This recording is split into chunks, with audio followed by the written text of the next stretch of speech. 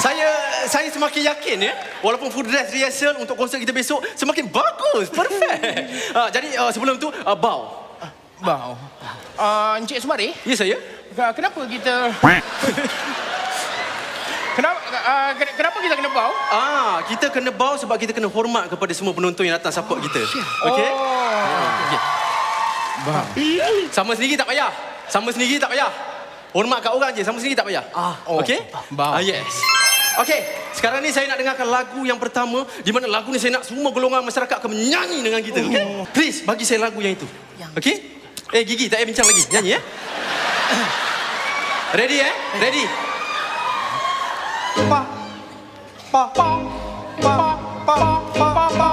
Papaku pulang dari kota.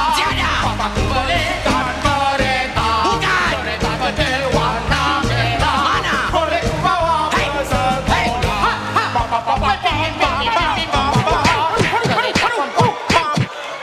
Lagu apa ni? Golongan masyarakat apa yang kau nyanyi ni?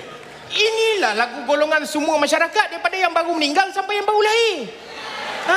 Ya, mak nenek, atuk, semua kereta pun ada dalam tu. Main-main. Bau.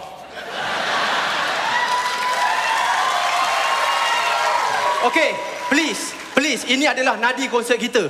Buat yang betul-betul. Kita ada jemputan ke overseas untuk international.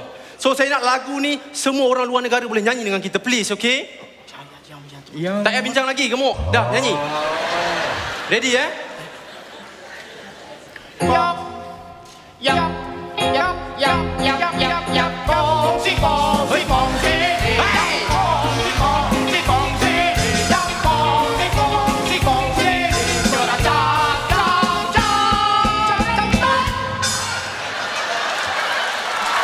Hey, international apa yang kau cakap ni? Apa cat rambutan apa engkau? Yelah, kita kan dekat Australia, England, dekat Uzbekistan, semua ada warga Cina. Bila raya, lagu tu lah juga. Mengarut lah. Kau makin mengarut sekarang. Yang mengarut engkau, yang duk gitu tu mengarut, tahu tak? Zaman sekarang, orang dah tak buat dah video macam tu orang macam orang gila. Aku bagi orang lurus rambut sekarang.